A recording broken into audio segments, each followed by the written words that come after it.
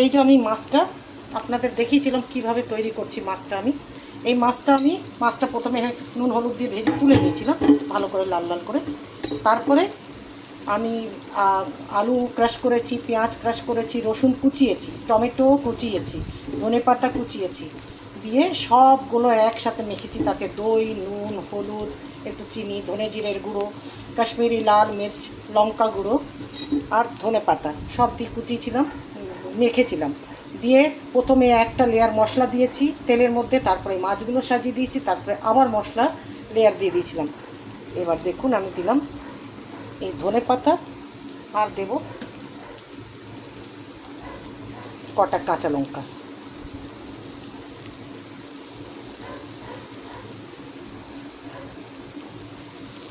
এটা আমি হালকা আঁচে সিমের মধ্যে বসিয়ে বসিয়ে আমি রান্না করলাম।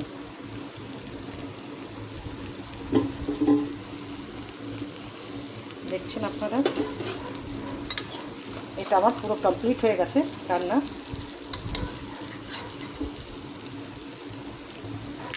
এরকম হালকা আছে হচ্ছে, দেখুন।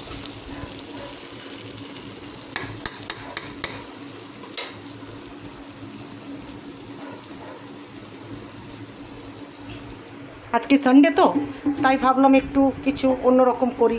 মাছের রেসিপি তো যেমন আমরা করতেই থাকি, কালো জিরে দিয়ে হালকা ঝোল বা কোনো তরি তরকারি দিয়ে, হ্যাঁ না? তো ভাবলাম আজকে একটু অন্যরকম করে করি। আমার টিফিন ডাব্বাটা খুলতে একটু অসুবিধা হচ্ছিল, এত বিড়ালের উৎপাত না, একদম না সামলাতে পারি না, প্রচুর বিড়ালের উৎপাত।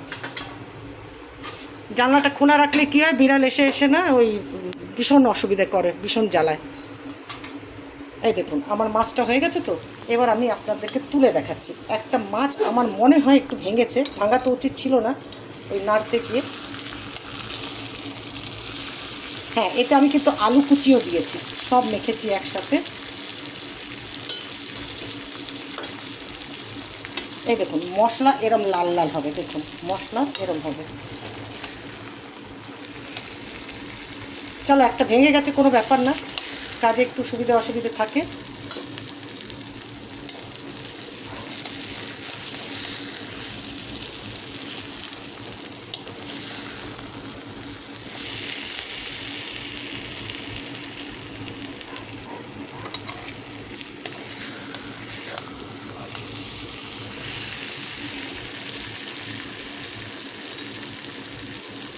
আমি বাকিটা পরে তুলবো, কতক্ষণ আমি আপনাদেরকে এটা দেখিয়ে দিয়ে। দেখুন এটা এইভাবে আমি তৈরি করলাম, দেখুন রান্নাটা।